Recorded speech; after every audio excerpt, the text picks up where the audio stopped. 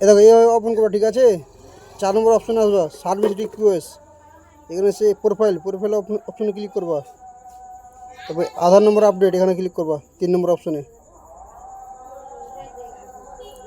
কাস্টমারটা জিজ্ঞাসা করে নিবা ওর ডিবিটি লিঙ্ক অন্য ব্যাংকে আছে নাকি করা। ডিবিটি লিঙ্ক মানে ওই গ্যাসের টাকা, পিএম কুসুম টাকা ঢুকছে কি না আদার্স ব্যাংকে, ঠিক আছে। ওটা ব্যাংকে থাকলে চয়েস করবা, ওটা আমি দেখাই দিচ্ছি।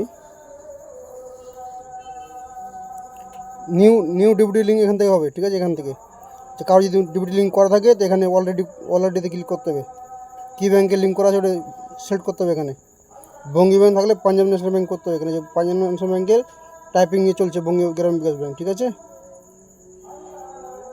তো এটা নিউ হবে, নিউ ক্লিক করলাম, টার্ম অ্যান্ড কন্ডিশনে টিক চিহ্ন করলাম, সাবমিটে ক্লিক করলাম, ঠিক আছে। যেখানে অ্যাপ্রুভাল এখানে ক্লিক করতে হবে, ওকে ক্লিক করতে হবে। কাস্টমারের আধার কার্ডের সাথে মোবাইল নাম্বার যেটা লিঙ্ক আছে ওখানে ওটিপি যাবে, ঠিক আছে। ওইটা এখানে ফিল করতে হবে।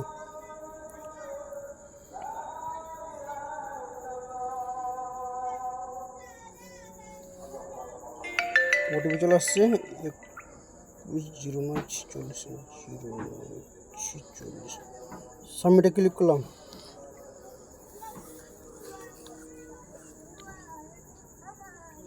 টেকনিক্যাল ইস্যু থাকলে এখানে দেখাই দেবে, ঠিক আছে। তারপরে ট্রাই করবা, এখানে নামটা সব কিছু দেখাই দেবে। তারপর কনফার্মে ক্লিক করবা, ঠিক আছে। বাস হয়ে গেলো। এখন তুরন্ত তুমি এপিএস যে কোনো কোম্পানি এপিএস দিয়ে ফিঙ্গার দিয়ে আধার নম্বর চেক করতে পারবে কোটাক মাহিন্দ্রা ব্যাংকে লিঙ্ক হলো গেলো না। না হলে 2-4 মিনিট ওয়েট করবে, আবার চেক করবা, হয়ে যাবে।